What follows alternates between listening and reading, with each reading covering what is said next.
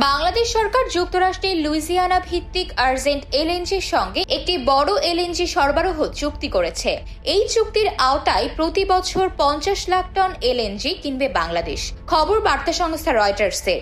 শুক্রবার এক বিবৃতিতে এ তথ্য জানিয়েছে যুক্তরাষ্ট্রের লুইজিয়ানা ভিত্তিক আর্জেন্ট এলএনজি কোম্পানি।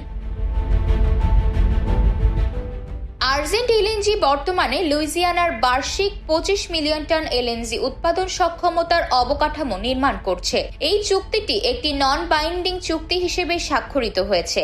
চুক্তিটি ডোনাল্ড ট্রাম্প প্রেসিডেন্ট হিসেবে শপথ নেওয়ার পর যুক্তরাষ্ট্রের প্রথম বড় এলএনজি সরবরাহ চুক্তি।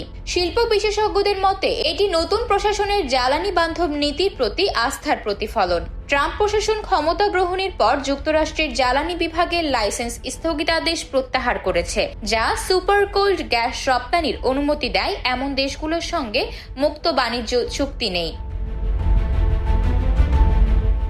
যুক্তরাষ্ট্র ইতোমধ্যে বিশ্বের বৃহত্তম এলএনজি রপ্তানিকারক দেশে পরিণত হয়েছে এবং 2028 সালের মধ্যে এই সক্ষমতা দ্বিগুণ করার লক্ষ্যে রয়েছে।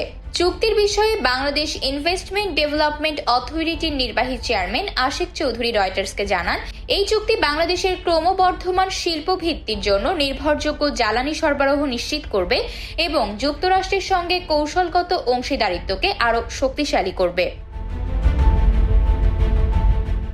বাংলাদেশ দীর্ঘমেয়াদী জ্বালানি সমাধান খুঁজছে এবং এলএনজির ব্যবহার বাড়ানোর পরিকল্পনা করছে। তবে মূল্য সংবেদনশীলতার কারণে দেশটি 2022 সালে রাশিয়া ইউক্রেন যুদ্ধের সময় সস্তা কয়লার ওপর নির্ভর করতে বাধ্য হয়। এর আগে 2023 সালের জানুয়ারিতে কাতার এনার্জি ও যুক্তরাষ্ট্র ভিত্তিক এক্সিলারেট এনার্জির সঙ্গে এলএনজি সরবরাহে 15 বছরের জন্য চুক্তি করে বাংলাদেশ। চুক্তির আওতায় তারা প্রতি বছর 1 মিলিয়ন টন এলএনজি সরবরাহ করবে, যা 2026 সালের জানুয়ারি থেকে কার্যকর হবে।